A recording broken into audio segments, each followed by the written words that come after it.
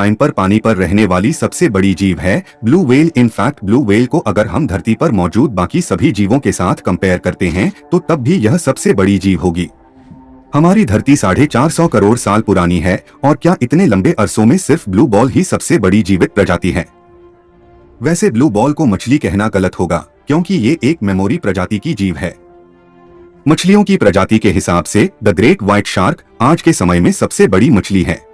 इनकी लंबाई करीब 15 से 20 फीट तक होती है, लेकिन जैसे आज से लाखों साल पहले धरती पर डायनासोर एग्जिस्ट करता था, ठीक उसी तरह एक शार्क की प्रजाति भी अतीत में मौजूद थी और उसका नाम था मेगालोन। नागल्लो आज से लगभग 30 लाख साल पहले समुद्र पर राज करते थे। इसकी लंबाई 60 फीट और इसका जबड़ा करीब 3 मीटर का होता था, जो कि एक इंसानी शरीर से काफी ज्यादा बड़ा था। मेगालोडोन के इस डब्बे में लगभग 270 नुकीले दांत थे। इनके जबड़े में दांत 5 लाइन में होता था और इन दांत की लंबाई 3 से 7 इंच की होती थी। और आपको जानकर हैरानी होगी कि अगर किसी दुर्घटना में मेगालोन का दांत टूट जाता है तो नया दांत निकलने में सिर्फ 1 से 2 दिन का समय लगता था। मेगालोन अपने शिकार को मुंह से दबोचते समय शिकार पर जो प्रेशर क्रिएट करता था वह करीब 10 टन के बराबर था, जो एक कछुए के शेल को भी आसानी से तोड़ सकता है। इनका वजन करीब 100 टन के आसपास होता था। मेगालोन शॉट इतना बड़ा था कि इनको हर रोज भारी मात्रा में खाने की जरूरत पड़ती थी। ओकी माने तो इनको हर दिन लगभग 1 टन जितना खाना चाहिए होता था, जो मेगाहर्टोन समुद्र के ऑयल, सी काउ या फिर सी लाइन जैसी जीवों को खाकर अपने हर दिन की जरूरतों को पूरी करता था। मेगाहर्टोन के बच्चों का वजन 2 से 3 टन और लंबाई 10 फीट का होता था और इनका जन्म समुद्र के उन इलाके में होता था जहां पर पानी की मात्रा काफी ज्यादा थी, क्योंकि जिंदा रहने के लिए इन मछलियों को ज्यादा से ज्यादा पानी की जरूरत होती थी। इसी वजह से नागल्लो शिकार करने समुद्र के किनारे पर नहीं जाते थे, क्योंकि इन जीवों का आकार बहुत ज्यादा बढ़ा था और पानी का लेवल कम होना मतलब इनके लिए जानलेवा खतरे के बराबर था। तो इतनी बड़ी और शक्तिशाली प्रजाति होने के बावजूद ये मेगालोन विलुप्त कैसे हो गया? क्योंकि डायनासोर्स जैसे जीवों के खत्म होने के पीछे भी एक बहुत बड़े एस्टेरॉयड का हाथ था, लेकिन नागल्लो के साथ आखिर ऐसा क्या हुआ था? नागल्लो के विलुप्त होने का कारण आज भी ठीक तरह से पता नहीं चल पाया है। इनके विलुप्त होने को लेकर बहुत सी थ्योरीज निकली हैं, लेकिन एक थ्योरी जिसको सबसे ज्यादा आइडियल माना जाता है वो मैं आपको बताने जा रहा हूँ। उस थ्योरी के मुताबिक समय के साथ साथ नए प्रजाति के समुद्री जीव एवोल्यूशन के चलते उत्पन्न होने लगे और समुद्र पर मछलियों की संख्या बहुत ही तेजी से बढ़ने लगी और इन छोटी मछलियों को बड़े सांच खा रहे थे।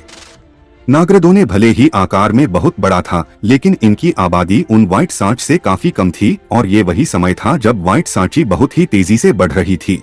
आज से 30 लाख साल पहले समुद्र के ज्यादातर हिस्से का टेम्परेचर काफी ठंडा था और इन मेगालोडोन के जिंदा रहने के लिए वार्म वेदर कंडीशन ही आइडिया था, क्योंकि मेगालोडोन के लिए ठंडी इलाके में जिंदा रहना काफी ज्यादा मुश्किल था। इसलिए जैसे जैसे ठंडी बढ़ती गई यह मेगाहर्टोन समुद्र के गर्म इलाके में चली गई, लेकिन वह मछलियां तो उस ठंडे इलाके में ही रह गई और उस समय गर्म इलाके में बहुत ही कम छोटी मछलियां हुआ करती थी। मतलब मेगाहर्टोन प्रजाति के लिए खाना कम पड़ रहा था और मेगालोन को भूख लगने पर यह अपने ही प्रजाति के छोटे बच्चों को भी खा लेती थी। तो इसी तरह से मेगालोन की प्रजाति पूरी तरह से खत्म हो गई। लेकिन सबसे बड़ा सवाल यहाँ पर यह आता है कि क्या मेगालोन आज भी इस धरती पर एग्जिस्ट करता है? क्योंकि पिछले कुछ साल में ऐसी घटनाएं घट चुकी है कि मैसेरोन के विलुप्त होने के बाद पर भी एक बहुत बड़ा सवाल खड़ा करता है। 1875 में हुए एक समुद्री यात्रा में मैसेरोन के 2 दांत पाए गए थे, जिनकी कार्बन डेटिंग से यह पता चला कि यह दांत शायद 10,000 साल पुराना हो सकता है। लेकिन मैकोलोगन तो लाखों साल पहले ही विलुप्त हो चुका है। फिर यह दांत कैसे सिर्फ 10,000 साल पुराना हो सकता है? इसके अलावा 2009 में हिस्ट्री चैनल के डॉक्यूमेंट्री में गल्फ ऑफ कैलिफोर्निया में एक शार्क मछली को ढूंढने का मिशन दिखाया गया था। यहाँ के लोगों का कहना था कि यहाँ एक बहुत बड़ी शार्क मछली मौजूद है जो तेजी से इस इलाके की मछलियों को खा रही थी और उन लोगों के मुताबिक ये शार्क 45 फीट लंबी रही होगी और अगर ये सच हुआ तो ये कोई मामूली व्हाइट शर्ट तो 100% नहीं होगी, क्योंकि वो आकार में ज्यादा से ज्यादा 20 फीट तक का ही होता है। लेकिन ताज्जुब की बात तो ये है कि चैनल की टीम इतनी बड़ी मछली को ढूंढ पाने में नाकामयाब रही।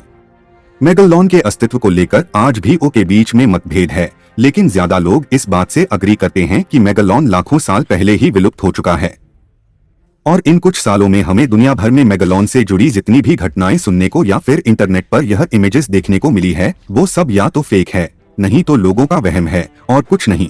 लेकिन कोई जीव पूरी तरह से विलुप्त हो चुका है या नहीं, यह 100% श्योरली बता पाना लगभग असंभव है, क्योंकि ऐसे बहुत से समुद्री जीव थे जिनको उन्हें विलुप्त प्रजाति के तौर पर घोषित कर दिया था, जो बाद में जाकर गलत साबित हुआ, जैसा सिलिकॉन नाम की मछली के साथ हुआ था। सिलिकॉन एक ऐसी मछली थी जो आज से 6.5 करोड़ साल पहले विलुप्त हो चुकी थी, लेकिन यही सिलिकॉन 1938 में साउथ अफ्रीका के समुद्री किनारे में पाई गई थी, जो डायनासोर्स के समय से अपने वजूद को धरती पर टिकाए हुए हैं। इसके अलावा मेगामाउथ शार्क एक ऐसी शार्क की प्रजाति है जो करीब 7 मीटर लंबी होती है। लेकिन ताज्जुब की बात तो यह है कि 1976 से पहले शार्क की इस प्रजाति के बारे में को पता ही नहीं था कि इस तरह की कोई शार्क भी धरती पर एग्जिस्ट करता है। आप में से कईयों ने मरियाना ट्रेंच के बारे में तो सुना ही होगा, जो दुनिया की सबसे गहरी जगह है। वैज्ञानिकों की माने तो वहां पर ऐसे विचित्र प्रजाति के जीव हो सकते हैं कि उसका अंदाजा भी शायद हम नहीं कर पाएंगे। 21वीं सेंचुरी के इस मॉडर्न टाइम पीरियड में भी हम आज तक समुद्र के सिर्फ 5% एरिया के बारे में ही ठीक से जान पाए हैं, और बाकी के 95% के बारे में हमें कोई भी आइडिया नहीं है कि वहां पर क्या हो सकता है, क्योंकि समुद्र इतना विशाल है कि वहां पर सिर्फ एक पर्टिकुलर प्रजाति के जीव को ढूंढ पाना बहुत ही मुश्किल है। तो क्या मेग्रोडन भी समुद्र के उन 95% कानून रीजन में आज भी मौजूद है, या फिर वह पूरी तरह से विलुप्त हो चुका है? तो इस मामले में आपकी क्या राय है? नीचे कमेंट करके जरूर बताएं, और अगर यह वीडियो आपको अच्छा लगा हो तो इस वीडियो को लाइक और अपने दोस्तों के साथ शेयर करना मत भूलना। और अगर अभी तक आपने हमारे चैनल को सब्सक्राइब नहीं किया है तो सब्सक्राइब करके नोटिफिकेशन बेल को ऑन कर दीजिए, क्योंकि मैं ऐसे ही वीडियोस हड़प दिलाता रहता हूं। तो मिलता हूं आपसे अगले वीडियो में, और हमेशा की तरह थैंक्स फॉर वॉचिंग।